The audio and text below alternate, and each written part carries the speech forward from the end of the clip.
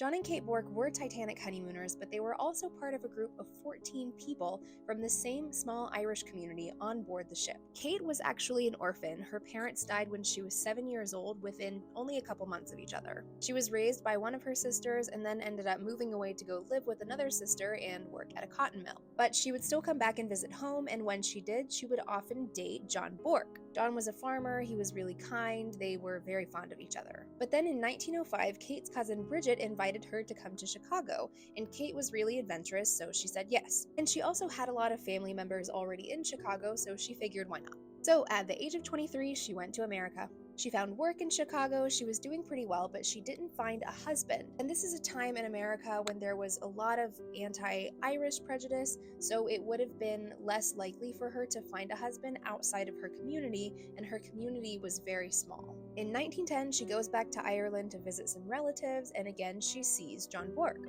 She was 31 at this point, and he was about 10 years older than her. In January 1911, they decided to get married and live out the rest of their days on John's farm. But Kate really missed the excitement and liveliness of Chicago. And yet another cousin came to visit from America who had also been living in Chicago, and she says, well, why don't you guys sell the farm and come back with us when we go? They thought, well, maybe we can start our own haulage business. Maybe it'll be a really good opportunity for us. Also, we never had a proper honeymoon. Why don't we do that on Titanic? So they bought 2 third-class tickets and they went.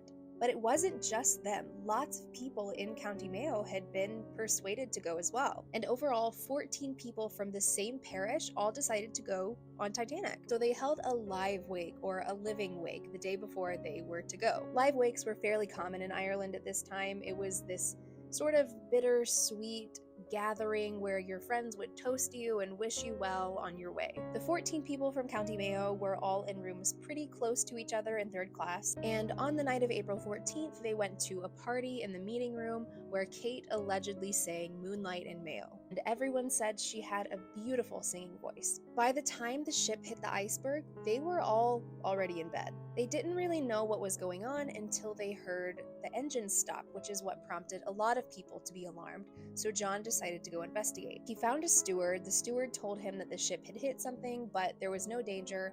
Everything's okay. Kate suggested saying a prayer, so she and John prayed by their bedside. But around 12:15, a steward came and said everyone needs to go up to the deck. The whole County Mayo party goes, and there's a bit of confusion in the record about what exactly happened, with third-class passengers trying to get up to deck. Either way, the County Mayo party got separated. One group, including John and Kate, got up to deck, and they tried to kind of push the women towards the lifeboats, but Kate said she would not leave her husband. And John's sister, Mary, said she would not leave her brother. And it was because they didn't get on the lifeboat that there was room for Annie Kelly, another member of the County Mayo party. The last time she saw John and Kate, they were standing on the deck holding on to the railing. And others say that they saw John and another member of the party go back and help third-class passengers get up the ladders. Annie Kelly thought that she was the only survivor of the County Mayo party. But on Carpathia, she found Annie McGowan, who was the youngest member of the party, at only 15 years old. They both ended up being admitted to St. Vincent's Hospital. Delia McDermott was the third survivor, but her family did not find out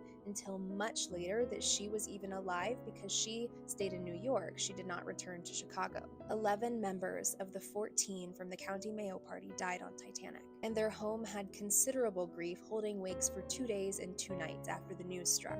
They put white quilts on the beds where the girls had slept before they left, they lit candles, they put photos on the pillows, and family and friends came to pay their respects. It was said by some that Kate was pregnant when she got on Titanic, but her sister was quick to refute this, saying that if Kate had been pregnant and had known she was pregnant, then she would have gotten on that lifeboat to save her child. And everyone agreed that it was just like John to help other people survive until the last minutes of his own life.